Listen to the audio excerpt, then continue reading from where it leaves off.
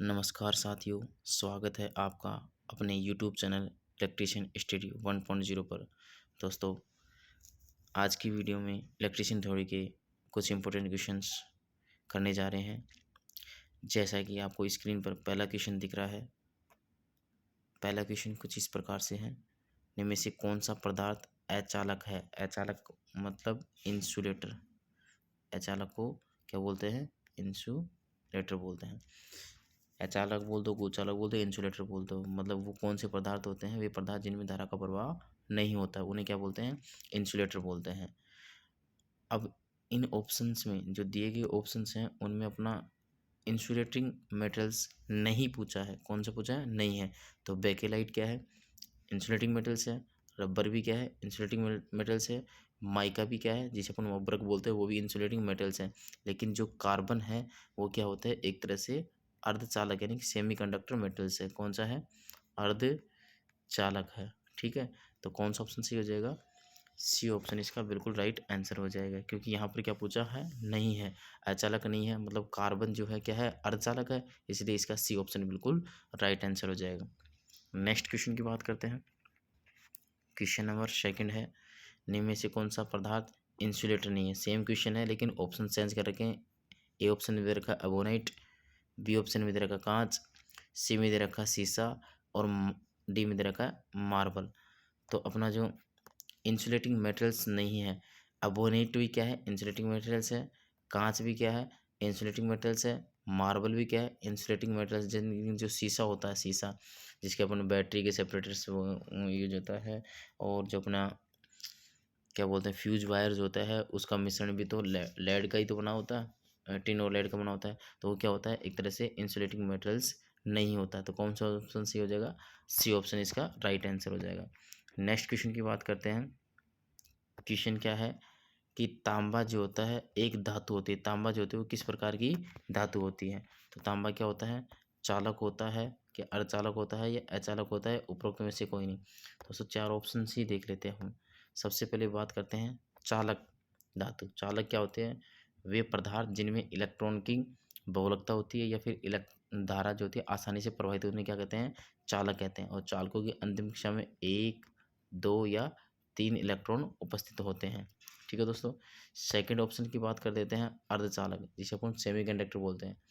वे पदार्थ जिनकी चालकता चालक एवं अचालकों के मध्य होती है, उन्हें क्या कहते हैं? अर्धचालक कहते हैं। मीन्स अर्धचालक वे पदार्थ होते हैं वो चालक और कुचालक दोनों की तरह व्यवहार करते हैं। सामान्य तापमान पर कुचालक की तरह, जैसे ही तापमान को चेंज करेंगे अपन तो क्या होगा? वो चालक की तरह व्यवहार करेंगे। इनकी अंतिम कक्षा में कितने इलेक्ट्रॉन होते हैं?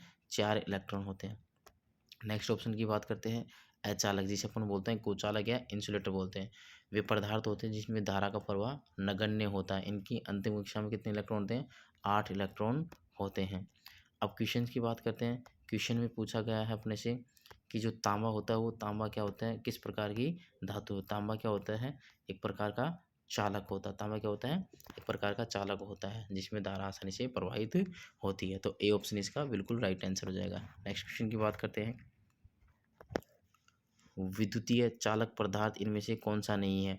मतलब चालक पदार्थ कौन सा है? तांबा तो चालक पदार्थ है, एल्यूमिनियम भी चालक पदार्थ है और चांदी भी चालक पदार्थ है। लेकिन अब्रक क्या है? अब्रक क्या है अपना?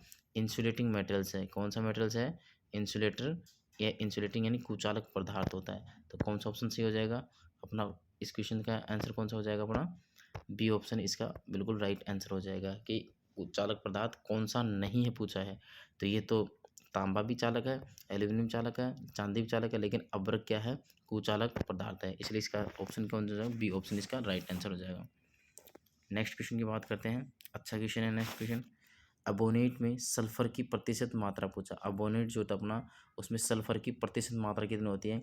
10 से 20% होती है, 30 से 40% होती है, या फिर 20 से 30% होती है, या फिर 40 से 50% होती है। जो अपना अबोनेट होता है उसमें सल्फर की कितनी परसेंट मात्रा होती है?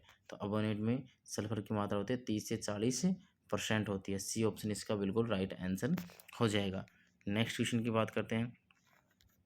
क्वेश्चन है नेक्स्ट, ठोस जो चालक होते हैं की अपेक्षा आदर्श जो चालक होता है उसका लाभ क्या होता है? जो अपने ठोस चालक होते हैं उसकी अपेक्षा आदर्श जो चालक होता है उसका लाभ क्या होता है? ये अधिक लचीलापन होता है, या क्रॉस सेक्शनल एरिया अधिक होता है, या फिर अधिक प्रतिरोध होता है, या अधिक वजन होता है। अपना जो आदर्श चालक होता है उसका लाभ क्या होता है, ये अधिक लचीला होता है। तो ए ऑप्शन इसका बिल्कुल राइट आंसर हो जाएगा, अधिक लचीलापन इसका लाभ होता है। नेक्स्ट क्वेश्चन की बात करते हैं। इंसुलेटिंग मेटेरियल्स के ताप गुणांक का मान क्या होगा, यानी कि अपने से क्या पूछा है कि अचालक जो पदार्थ होता है उसका टेम्परेचर कोफिशिएंट पूछा है। देखो अपने से मान लो कंडक्टिंग मटेरियल्स का पूछा, मैं सारे बता देता हूँ। जो टेम्परेचर कोफिशिएंट होता है, एक तो होता है पीटीसी, एक होता है जेड एक होता है एनटीसी। पीटीसी मतलब पॉजिटिव टेम्परेचर कोफिशिएंट होता है, एनटीसी नेगेटिव टेम्परेचर कोफिशिएंट, और जेडटीसी जीरो टेम्परेचर कोफिशिएंट होता है। यदि चालकों की बात करेगा अपन, चालक धातु की बात करें तो वहाँ पर होता है पॉजिटिव टेम्परेचर कोफिशिएंट।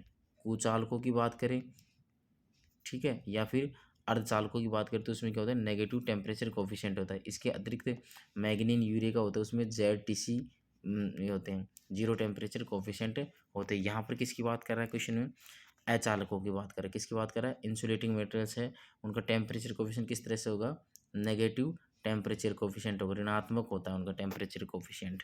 तो कौन सा ऑप्शन सही हो जाएगा, इसका अपना डी ऑप्शन इसका बिल्कुल राइट आंसर हो जाएगा। नेक्स्ट क्वेश्चन की बात करते हैं।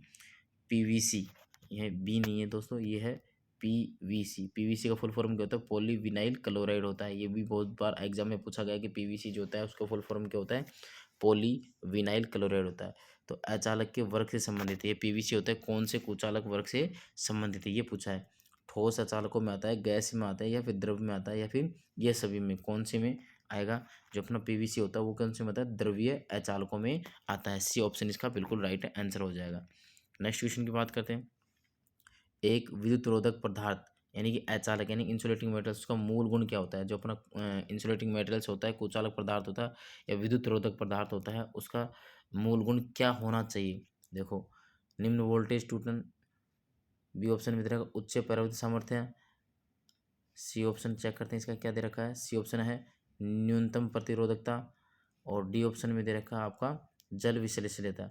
जो अपना इंसुलेटिंग मटेरियल्स होता है उसमें मूल गुण क्या होना चाहिए, उसकी डाइलेक्ट्रिक स्ट्रेंथ जो होते हैं वो उच्च होनी चाहिए, यानी पैराविद्युत सामर्थ्य क्या होना चाहिए, उच्च होना चाहिए। जो अपना कुचालक होता है, तो बी ऑप्शन इसका राइट आंसर हो जाएगा। नेक्स्ट क्वेश्चन की बात करते हैं। सभी तत्वों को खालिस्तान एवं खालिस्तान वर्गों में विभाजित किया गया है। जो तत्व होते हैं, एलिमेंट्स होते हैं, उनको किन में डिवाइड किया गया है। उनको चालक या धातु में डिवाइड किया है, या चालक अचालक में, धात्विक और अर्ध अधात्विक में, या धात्विक और अधात्विक में। जो अपने तत्व होते हैं उनको दो पार्ट्स में, या दो भागों में, या दो वर्गों में डिवाइड किया गया है। एक तो होते हैं अपनी धातु होती है, और एक होता अपना अधातु होते हैं, ठीक है। तो दो भागों में इनको डिवाइड किया गया है। तो कौन सा ऑप्शन सही हो जाएगा, डी ऑप्शन इसका बिल्कुल राइट आंसर हो जाएगा। धात्विक और अधात्विक वर्गों में विभाजित किया गया है। नेक्स्ट क्वेश्चन की बात करते हैं। इनमें से कौन सा गुण अचालक पदार्थ में नहीं होना चाहिए। पहले पूछा था होना चाहिए, अगर यहाँ पर होना चाहिए था तो कौन होना चाहिए, उच्च डाइलेक्ट्रिक स्ट्रेंथ होना चाहिए। अब यहाँ पर नहीं होना चाहिए। निम्न डाइलेक्ट्रिक स्ट्रेंथ, उच्च प्रतिरोध, उच्च डाइलेक्ट्रिक स्ट्रेंथ, ऊष्मा को विकीर्ण करने की योग्यता। तो कौन सा गुण नहीं होना चाहिए, इनकी डाइलेक्ट्रिक स्ट्रेंथ निम्न नहीं होनी चाहिए, होनी क्या चाहिए, उच्च होनी चाहिए।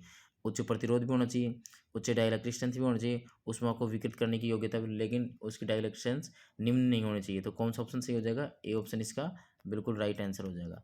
नेक्स्ट क्वेश्चन की बात करते हैं। चलो दोस्तों, आज की वीडियो में इतने ही क्वेश्चन थे। यदि आपको क्वेश्चंस अच्छे लगते हैं तो वीडियो को ज़्यादा शेयर कीजिएगा, और चैनल को सब्सक्राइब कीजिएगा, और बेल आइकन को प्रेस कर लीजिएगा, जिससे कि आपको नेक्स्ट जो भी वीडियो अपलोड करूँ उसका नोटिफिकेशन मिल सके। धन्यवाद दोस्तों।